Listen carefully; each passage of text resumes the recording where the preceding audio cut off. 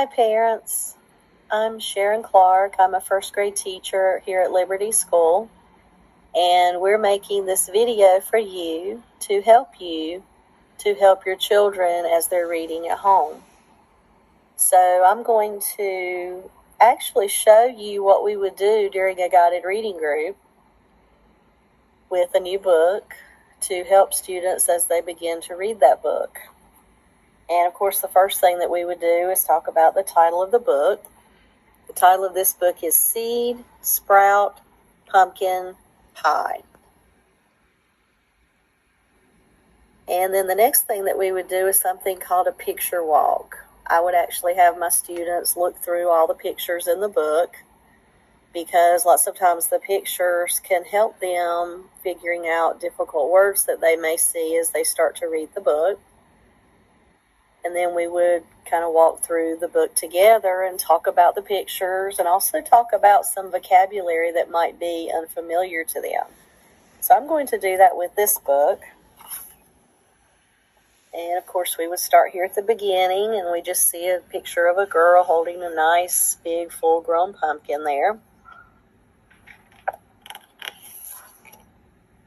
And then this part of the book talks about how the pumpkins grow. Talks about planting the seeds down in the soil. And then it talks about the roots beginning to grow. And here it says a root reaches for nutrients. So we would talk about that word nutrients being like vitamins for the plant. Just like a person might take vitamins, or we get vitamins from the foods that we eat to help us grow. So the plants need vitamins as well. So that's what those nutrients are, things that are good for the plant. Then it talks about a sprout reaches for light. So this new plant right here that's just beginning to grow is called the sprout. And then of course the vine begins to grow and has leaves. Here we have a picture of a nice big golden blossom. So we would talk about a blossom being another name for a flower. And then we see this new pumpkin beginning to grow, and we see that it's green. And then we see that as it begins to grow and get bigger, it not only changes in size, but it changes color and it begins to turn orange. And then down here it says, cooler nights arrive, the vines shrivel. That just means that they dry up and begin to wrinkle up and dry up and kind of shrink back a little bit. And we're left with all these nice ripe pumpkins.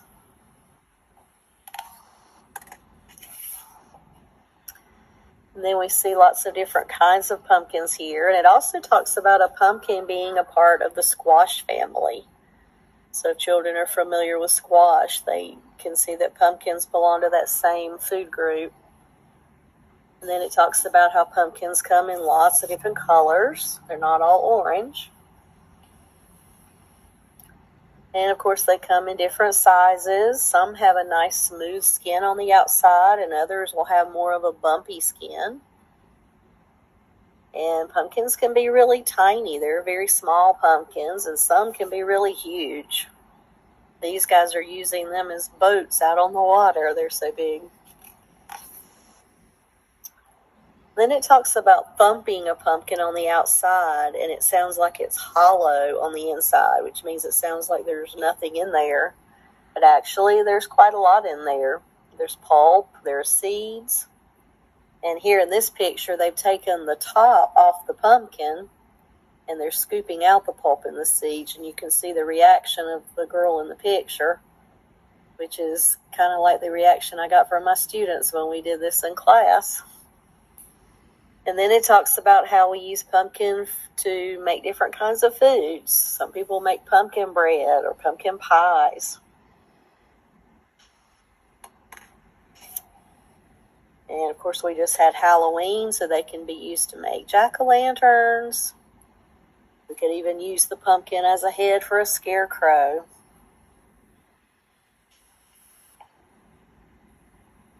And then some people just use them for decorations on their porches in the fall. And then they can even be thrown out to the farm animals to eat. Or as they begin to rot, they can just be left there to nourish the soil. That means they kind of act as a fertilizer and give those nutrients back to the soil. And then the last page talks about how winter comes and some pumpkins are just left behind under a wintry blanket of snow. So that's what we would do for a picture walk. We would just kind of flip through the book, look at the pictures, talk about some vocabulary that might be unfamiliar to the kids. And then we would just ask the kids to read the book then on their own. And of course, they may come to some words that are tricky. So we would not necessarily tell them the word at first, but we would give them some time to try to figure it out on their own.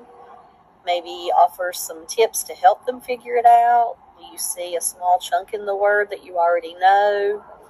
Do you see a little word within a big word that you already know? Some words, they can start at the beginning and actually sound out the word. They can, of course, use those pictures to help them. That's why we spend so much time looking at the pictures, because they can use the pictures to help them figure out unfamiliar words. And then sometimes we just ask them to read it and see what would make sense there, because sometimes just thinking about the sentence and thinking about how we talk and what would make sense, sometimes that helps them figure out a word. And of course, sometimes those strategies work and they pick up the word quickly. Other times they may not, and you may end up telling them the word.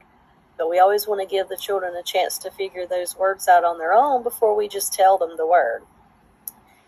But then we would have the kids just go back and read the book. So I'm just going to read this. Good evening, everybody. Welcome to Family Night, Parent Night at Liberty Elementary School. My name is Mrs. Hendricks. I'm a first grade teacher here at Liberty. I am going to read to you Seed Sprout Pumpkin Pie. This book is a National Geographic book. It's by Jill S. Baum. As I read, I'm going to question the text as I read each page, okay? And this is something that you can do at home with your first grader. This will help them think about the text as they're reading, question even to themselves as they're reading, and maybe even go back if needed to double check their answer.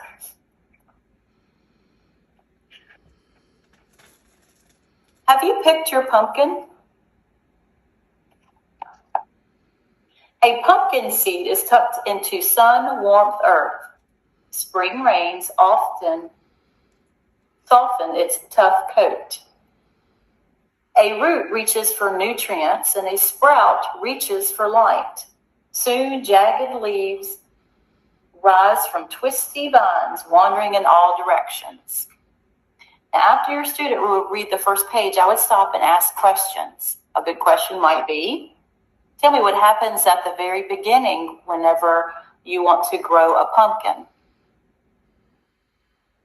Or you could say, what do we call the first little growth with the little leaves?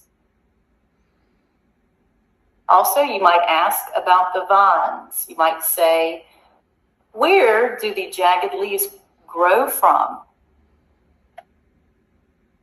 Encourage your child to look back at the text, finding words and sounding out also.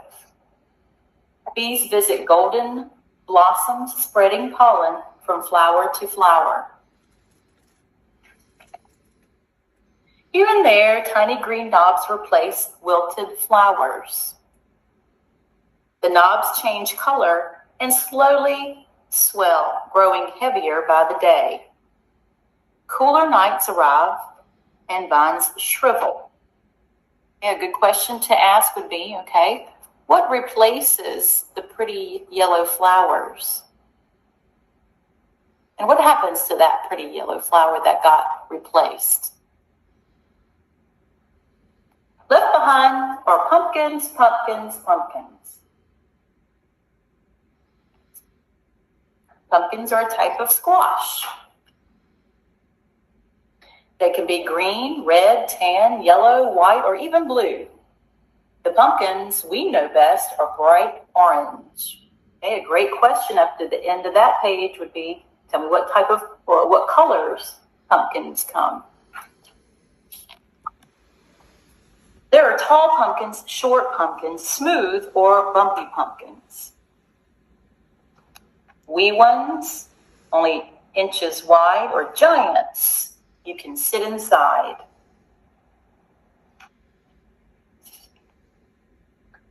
A good question, pretty simple one, is describe some pumpkins that you've seen in this book. Have them point and describe. Thump, thump, thump. A pumpkin sounds hollow, but inside is stringy, wet pulp and oodles of slippery white seeds.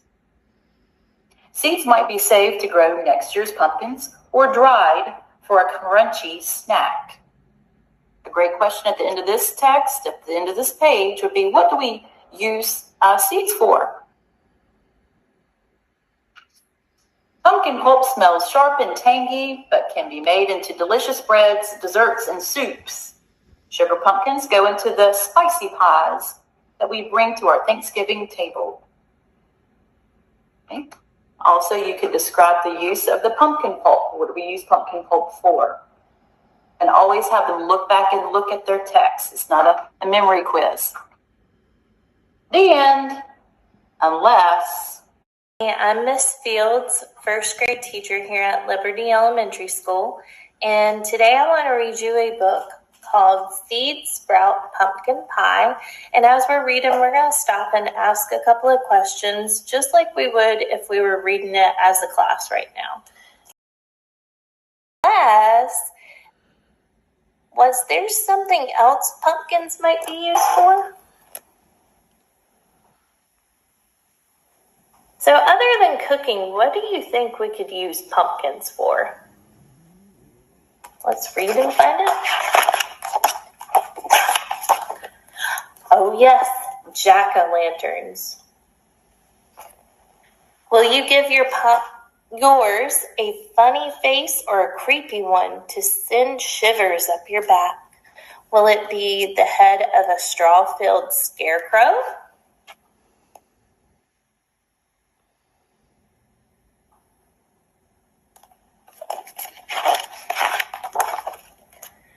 Will your jack-o'-lantern decorate your kitchen table among striped gourds and sunset-colored leaves, or will it set your porch aglow on a spooky Halloween night, lighting the way for a curious cat?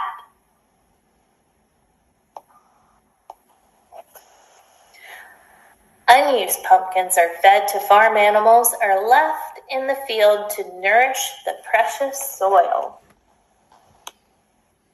So pumpkins can be used for a lot of things.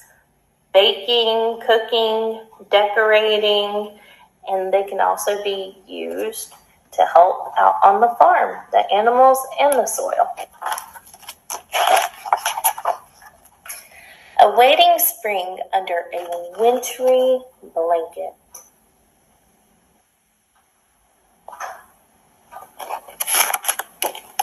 The end. That was our book, Seed Sprout Pumpkin Pie. I hope you guys enjoyed it. Thank you for joining us tonight. Have a great evening. All right, I hope you enjoyed the read-along. And you are ready to question your first grader the next time they read with you.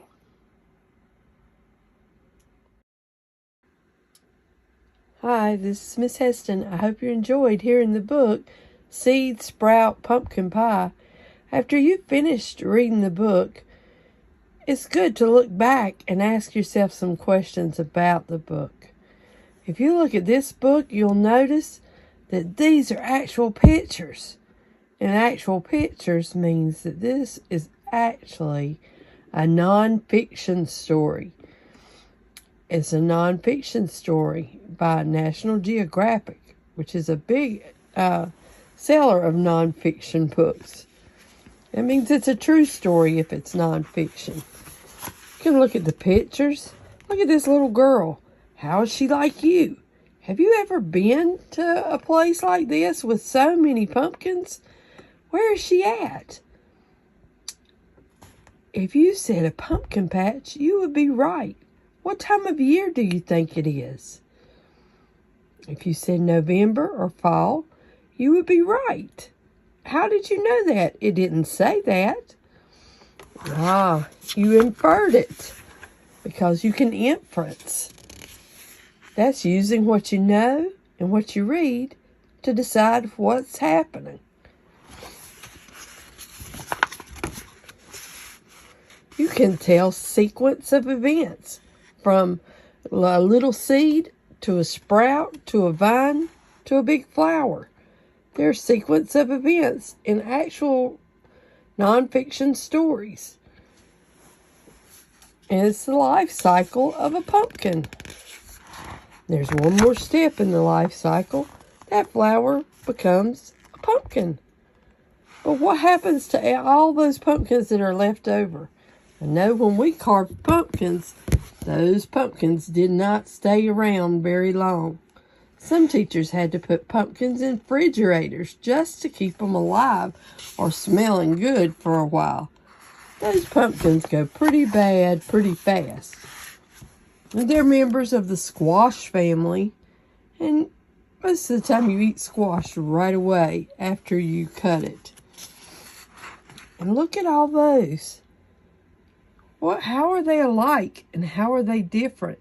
You can compare and contrast pumpkins with other kinds of squash. You can compare and contrast jobs that have to do with pumpkins. You can even compare and contrast the sizes of pumpkins, the shape of pumpkins, the color of pumpkins. There's so many ways to look at pumpkins. You can compare how many seeds are in each pumpkin, if a pumpkin is strong enough to hold you standing on it, or if you have to hold it in your hand. Or these giant pumpkins that people are sitting in. Oh, that raises so many questions. How can they sit in a pumpkin? How do they make boats out of those pumpkins? Do pumpkins float? Can they float like a boat? It will surely be fun to try that and see if you can make a boat out of a pumpkin. But be careful if you go in the water with one. You could actually cut open a pumpkin. You could actually see what's inside. You could get pumpkins right now at Walmart or at other shopping centers. You can make a pie. Look up how-to video and make a pie with your family. Or make pumpkin bread. Make sure you get a sugar pumpkin if you're going to make a pumpkin pie. Then after you've made your pie and your jack-o'-lanterns, and you can compare jack-o'-lanterns and make one for Halloween. Most have already done that. Or you could make a scarecrow. What a cool idea. A scarecrow could last a very long time if you don't cut open your pumpkin. But after the season's over and all those pumpkins are left and they start to look like this, what do you do with them? Well, some are fed to animals. How can old pumpkins help the environment? Look beyond. How do animals use pumpkins to survive? Don't just throw that pumpkin in the trash. Use the seeds to plant a pumpkin for the next fall. I hope you've enjoyed tonight and this book as much as we have enjoyed reading it to you and talking about it. And we hope you have a good night. Thank you. Thank you for joining us tonight. And I hope you enjoyed the book and Literacy Night. And make sure to watch the videos of our classrooms. All right. Bye-bye. I certainly hope these tips have been helpful for you, and I hope that they'll help you as you read with your child at home. And I thank you for watching this video and participating in this parent night. See you later.